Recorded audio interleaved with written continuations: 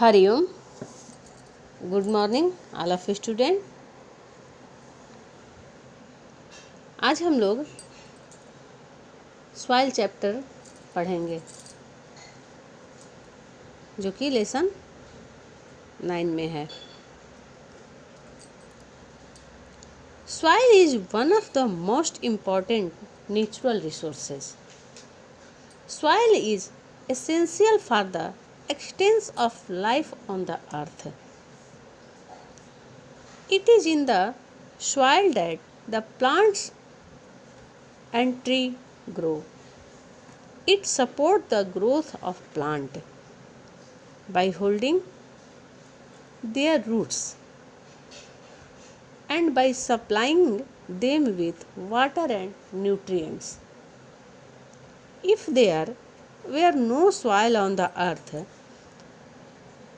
there could be no grass, no crops, no plant, no tree, no food for us or other land animal. Soil is essential for agriculture. Soil is called mitti in Hindi. Soil is an important part of land. जैसा कि हमने बताया soil के बारे में, soil जो है वो बहुत ही इम्पॉर्टेंट नेचुरल रिसोर्स है और सॉइल के द्वारा ही प्लांट का होता है और हम लोग को फूड मिलता है जिससे कि हम अपने लाइफ को सरवाइव करते हैं। अगर सॉइल नहीं रहता तो न घास रहते, न क्रॉप रहते, न ट्री रहते और न हम लोग के लिए भोजन मिलता। हम लोग के साथ साथ और भी एनिमल्स को भोजन नहीं मिलता। इसीलिए soil is essential for agriculture.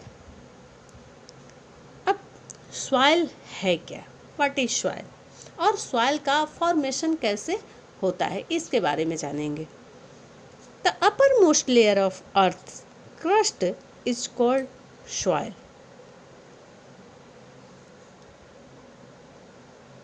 The process by which huge rocks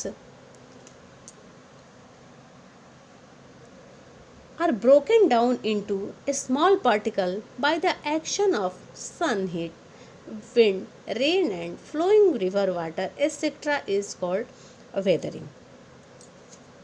And soil is formed from rocks by the process of weathering.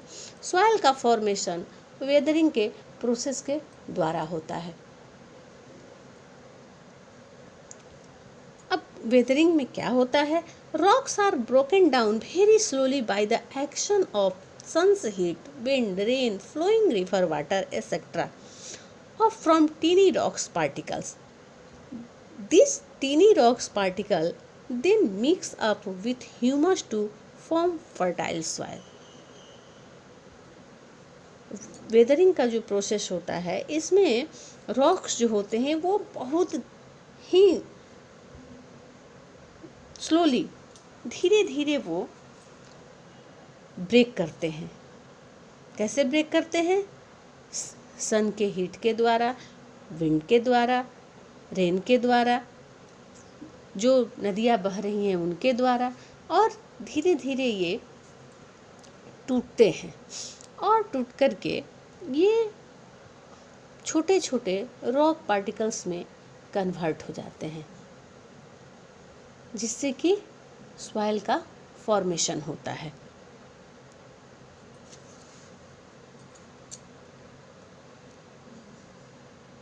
The organic matter formed by the decomposition of dead plant and animals by the microorganism is called humus. Humus contains nutrients which are needed by the plants for their growth. अब इसके साथ साथ हम humus के बारे में जानेंगे। Humus the organic matter formed by the decomposition of dead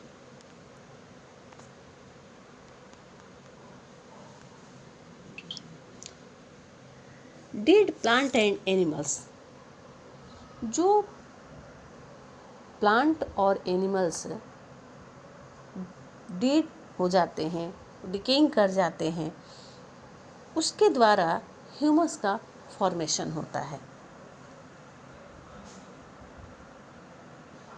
now I know about usages of soil.